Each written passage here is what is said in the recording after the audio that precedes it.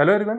तो इस video lecture में हम जो इमल्शन में स्टेबिलिटी प्रॉब्लम्स आती हैं जैसे क्रीमिंग, क्रैकिंग, फ्लॉक्यूलेशन, फेज इन्वर्शन और भी कई सारी ये सब हम डिस्कस करने वाले हैं। और अभी तक आपने अगर मेरा चैनल सब्सक्राइब नहीं किया तो प्लीज़ सब्सक्राइब कर लीजिए। ये वीडियो लेक्चर्स और ये चैनल आपके लिए बहुत फ़ायदेमंद होने वाला है अगर आप फार्मेसी के स्टूडेंट हैं तो। तो चलिए स्टार्ट करते हैं इस वीडियो को। हम इमल्शन की इनस्टेबिलिटी की बात करें तो कई सारे कारणों से इमल्शन की इनस्टेबिलिटी होती है। जैसे कुछ नाम ये लिखे हैं: फ्लॉक्यूलेशन, क्रीमिंग, क्रैकिंग, कोलेसेंस, ब्रेकिंग और इसी को अपन क्रैकिंग कहते हैं। फेज इन्वर्शन या माइक्रो ऑर्गेनिज्म के कारण कंटामिनेशन, डिटेरियोरेशन और फिजिकल और केमिकल चेंजेस। तो हम एक एक करके अब इसमें बात करने वाले हैं। सबसे पहले अपन बात करते हैं फ्लॉक्यूलेशन की।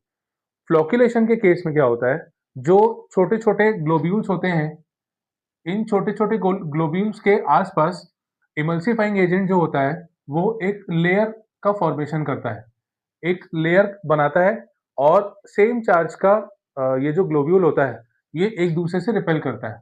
जैसे यहाँ पे जो ग्लोब्यूल है उस पे चार्ज और इस पे चार्ज सेम है, तो इनके बीच में एक रिपल्सिव फोर्स बनती है।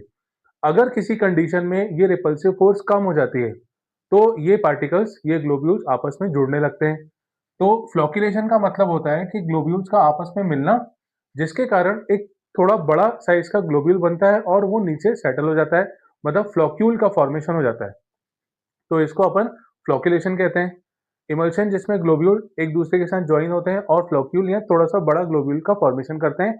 इसका रीजन जो high repulsive force in globules के आसपास सराउंड करता है, वो रिपल्सिव फोर्स कम होने के कारण ये ग्लोब्यूल्स आपस में जुड़ जाते हैं और नीचे सेटल हो जाते हैं।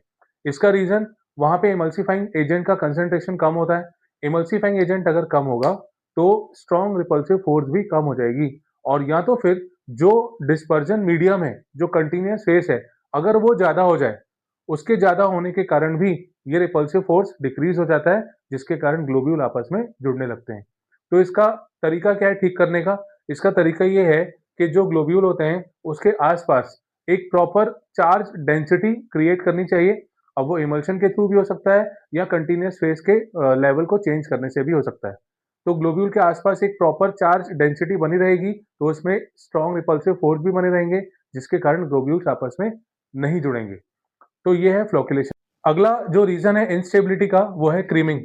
क्रीमिंग के केस में जो इमल्शन होता है, जैसे इमल्शन यहाँ पे ये इमल्शन है, तो इसके ऊपर की तरफ यहाँ पे लाइट वेटेड पार्टिकल्स जो होते हैं, यानी डिस्पर्स फेस के जो ग्लोब्यूल्स होते हैं, वो या तो ऊपर इकट्ठे हो जाएंगे या तो वो नीचे सेटल हो जाएंगे। इसको अपन कहते हैं क्रीमिंग। मिल्क इसका सबसे बेस्ट एग्जांपल है। जब हम इसको गर्म करते हैं तो क्रीम जो होती है वो ऊपर आ जाती है, वो एक तरह से क्रीमिंग का ही प्रोसेस होता है। पर हमने ये देखा है कि जब मिल्क में जो क्रीम बनती है, अगर हम उसको रीडिस्पर्स कर दें, एजिटेशन इसमें कर दें, तो वो जो क्रीम होती है वो पूरे दूध में, मिल्क में फैल जाती है। तो इसी तरह से इमल्शन के साथ ये बेनिफिट तो है कि अगर उसको शेक किया जाए या एजिटेट किया जाए तो इमल्शन का वापस रिकॉन्स्टिट्यूशन हो जाता है, फिर से इमल्शन बन जाता है। तो ये एक परमानेंट इंस्टेबिलिटी नहीं कहेंगे, ये टेम्पररी वाला पार्ट है। हम स्टोक लॉ से क्रीमिंग रेट को डिटरमाइन करते हैं। यहाँ पे ये इक्वेशन से हम क्रीमिंग रेट निकालते हैं। ये जो v है, ये वेलोसिटी मतलब क्रीमिंग रेट, मतलब जिस हिसाब से जो रेट ऑफ सेटलमेंट हो रहा है ग्लोब्यूल्स का। d डायमीटर होता है, जो ग्लोब्यूल्स होते हैं डिस्पर्स फेस के, उनका जो डायमीटर होता है वो कैपिटल D से रिप्रेजेंट करते हैं। ये होती है फेज डेंसिटी डिस्पर्स फेस की, ये फेज डेंसिटी कंटिन्यूअस फेस की, और ये ग्रेविटेशन कांस्टेंट। और इसको अपन डिवाइड करते हैं। ये ईटा जो होता है ये रिप्रेजेंट करता है विस्कोसिटी कंटिन्यूअस फेस का। तो अगर हमें ये पैरामीटर्स दिए हुए हैं तो हम क्रीमिंग रेट को डिटरमाइन कर सकते हैं। क्रीमिंग को ठीक करने के कौन कौन से तरीके हैं? सबसे पहला, जो दोनों अलग अलग फेजेस हैं उनमें अगर डेंसिटी का डिफरेंस है तो उसको हम ठीक करेंगे। डेंसिटी डिफरेंस होने के कारण ही पार्टिकल्स जो होते हैं वो सेटल होते हैं या तो ऊपर आ जाते हैं। तो पहली प्रॉपर्टी हम इसको ठीक करेंगे तो क्रीमिंग सॉल्व हो जाएगी, प्रॉब्लम सॉल्व हो जाएगी। या फिर ग्लोब्यूल्स का साइज हम एक प्रॉपर तरीके तक, एक प्रॉपर लेवल तक रिड्यूस करके रखें, ताकि अगर बड़े साइज के ग्लोब्यूल्स होंगे तो वो नीचे सेटल हो जाएंगे। तो उस चीज को भी अवॉइड करना चाहिए। विस्कोसिटी जो कंटिन्यूअस फेज की होती है उसको बढ़ा के रखना चाहिए, ताकि जो जो ग्लोब्यूल्स हैं वो उसमें बहुत ज्यादा मूव ना कर सकें, मतलब वो वहां वहां धीरे धीरे बहुत स्लो मूवमेंट हो ग्लोब्यूल्स का, अगर कंटिन्यूअस फेज की विस्कोसिटी ज्यादा होगी। इसके लिए हम विस्कोसिटी प्रोवाइड करने वाले एजेंट्स यूज कर सकते हैं। इसके अलावा जो इमल्शन होगा उसको एक प्रॉपर टेम्परेचर यानी कूल प्लेस पे रखा जाए। ज़्यादा टेम्परेचर होने से जो ग्लोब्यूल्स होते हैं काइनेटिक एनर्जी के कारण वो मूव करते हैं और टकराने के कारण फिर वो या तो बड़े साइज के ग्लोब्यूल बना लेंगे या तो नीचे सेटल हो सकते हैं या तो ऊपर की तरफ आ सकते हैं। तो ये कुछ रेमेडीज हैं जिनसे अपन क्रीमिंग की प्रॉपर्टी सॉल्व कर सकते हैं। नेक्स्ट इंस्टेबिलिटी का रीजन है कोलेसेंस। कोलेसेंस का मतलब होता है जो छोटे छोटे ग्लोब्यूल्स होते हैं, क्योंकि उनके आसपास इमल्सिफाइंग एजेंट की एक लेयर होती है और इस लेयर के कारण ये दोनों ग्लोब्यूल्स एक दूसरे से सेपरेट रहते हैं। पर अगर किसी कारण से ये इंटरफेशियल टेंशन जो है और लेयर जो है अगर वो कम हो जाए तो ये ग्लोब्यूल्स आपस में एक दूसरे से स्टिक कर जाते हैं। तो कोलेसेंस में छोटे छोटे ग्लोब्यूल्स जो होते हैं वो फ्यूज होके एक बड़ा साइज का ग्लोब्यूल या ड्रॉप बना लेते हैं, जिसके कारण ये प्रॉब्लम देखी जाती है। दोनों के बीच की इंटरफेशियल जो लेयर होती है, फिल्म होती है, वो डिस्टर्ब हो जाती है। प्रॉब्लम इसके साथ ये है कि ये जो ग्लोब्यूल बड़े हो जाते हैं तो ये फिर सेपरेट नहीं हो पाते और सेपरेट ना होने के कारण ये एक परमानेंट और इरिवर्सिबल इंस्टेबिलिटी का रीजन माना जाता है। इसको ठीक करने का तरीका यही है, मतलब इसमें प्रॉपर इमल्सिफाइंग एजेंट का यूज किया जाए। रीजन में हम ये बताते हैं कि इंटरफेशियल जो लेयर होती है वो डिक्रीज हो जाती है due to low concentration of emulsifying agent.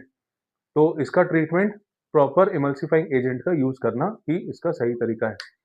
अगला है फेज इन्वर्जन। फेज इन्वर्जन में अच्छा इसमें एक चीज और है कि इसमें जो पॉइंट लिखा है it may occurs due to temperature change.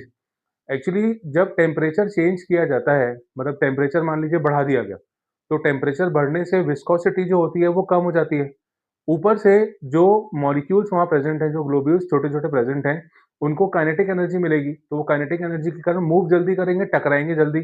तो कम विस्कोसिटी होने के कारण वो ग्लोब्यूल ज़्यादा काइनेटिक एनर्जी के साथ एक दूसरे से कॉन्टैक्ट में आएँगे और वो स्टिक हो जाएँगे, जिसके कारण ड्रॉप का फॉर्मेशन होगा, ग्लोब्यूल का फॉर्मेशन होगा।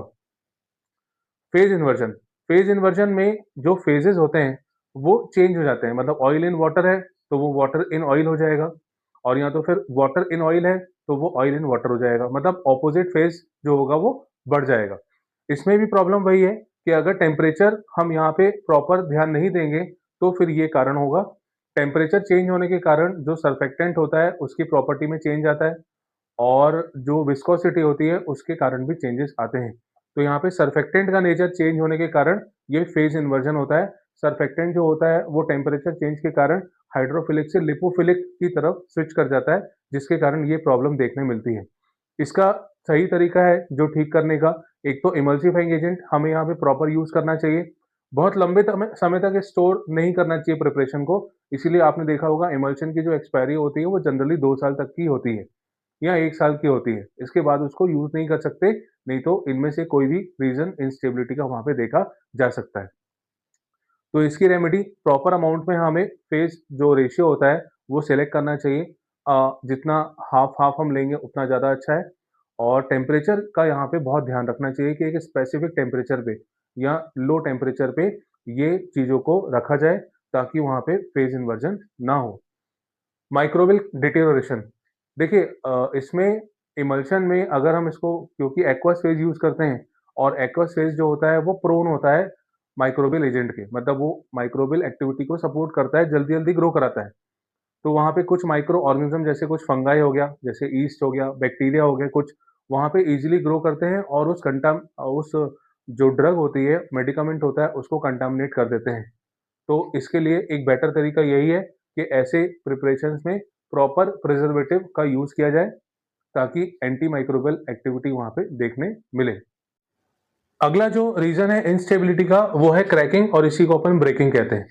इसमें क्या होता है कि जो डिस्पर्स फेज होता है वो सेपरेट हो जाता है डिस्पर्जन मीडियम से, एक अलग सी लेयर वहाँ पे दिखने लगती है और ये जो चेंज होता है ये फिजिकल, केमिकल और बायोलॉजिकल चेंज के कारण होता है। मतलब जो इमल्सिफाइंग एजेंट होता है उसके नेचर में अगर चेंज आए, उसकी प्रॉपर्टी में चेंज आए, जिसके कारण ग्लोब्यूल के बीच का जो इंटरफेशियल टेंशन होता है, इंटरफेशियल जो लेयर होती है, वो डिस्टर्ब हो जाती है, वो वीक पड़ जाती है। तो इस कारण से ये सब होता है। ये एक परमानेंट टाइप है इंस्टेबिलिटी का, क्योंकि यहाँ पे हम शेक करने पे या एजिटेट करने से जो इमल्शन होता है वो रिकॉन्स्टिट्यूट नहीं हो पाता, अपनी ओरिजिनल प्रॉपर्टीज में वो नहीं आ पाता। तो क्रैकिंग जो है ये एक मेजर ड्रॉबैक के फॉर्म में इमल्शन के सामने इमल्शन के केस में देखा जाता है। इसका कॉज है इमल्सिफाइंग एजेंट का ब्रेक होना। इमल्सिफाइंग एजेंट जो होते हैं वो एक स्पेसिफिक टाइम में डिटीरियोरेट हो जाए, अगर अपने आप हो जाए तो ये प्रॉब्लम देखने मिलती है। इमल्जेंट गलत टाइप का मिला दिया जाए। इमल्जेंट गलत टाइप का मतलब जो सरफेक्टेंट होता है, जैसे मोनोवेलेंट आयंस जो होते हैं वो basically oil in water type के इमल्शन में यूज किए जाते हैं, पर अगर हम वहां पे डाइवेलेंट आयन ऐड कर दें तो ये प्रॉब्लम देखी जाती है, सेपरेशन हो जाता है डिस्पर्स फेज का। या उल्टा देख लें, अगर जनरली जो डाइवेलेंट होते हैं उनको वाटर इन ऑयल टाइप के इमल्शन में यूज किया जाता है और उसकी जगह अपन मोनोवेलेंट आयन यूज कर लें तो ये प्रॉब्लम देखी जाती है। या तो फिर माइक्रोबियल कंटेमिनेशन हो जाए, कुछ जर्म्स वहां पे ग्रो कर जाएं और वो इमल्शन को कंटेमिनेट कर दें तो क्रैकिंग देखी जाती है। सॉल्वेंट एडिशन हो जाता है, मतलब हम यहाँ पे अगर मान लीजिए ऑयल इन वाटर टाइप का इमल्शन है और उसमें अगर हम ऑयल ज्यादा डाल देंगे तो ये क्रैकिंग की प्रॉब्लम भी वहां देखी जाती है। टेम्परेचर चेंज ये एक इंपॉर्टेंट रोल प्ले करता है इमल्शन की स्टेबिलिटी में। हर जगह हमने देखा कि किस तरह से टेम्परेचर चेंज विस्कोसिटी को डिक्रीज करता है, जिससे काइनेटिक एनर्जी मॉलिक्यूल्स की बढ़ती है और वो आपस में टकराते हैं और सेपरेट हो जाते हैं। तो टेम्परेचर चेंज भी एक इसका मेजर रीजन हो सकता है। इसका सही तरीका यही है कि इमल्जेंट का प्रॉपर यूज किया जाए, सिलेक्शन उसका सही तरीके से किया जाए और एक स्पेसिफिक टेम्परेचर पे उस प्रोडक्ट को स्टोर किया जाए और उसको बनाया जाए। तो ये था क्रैकिंग के बारे में।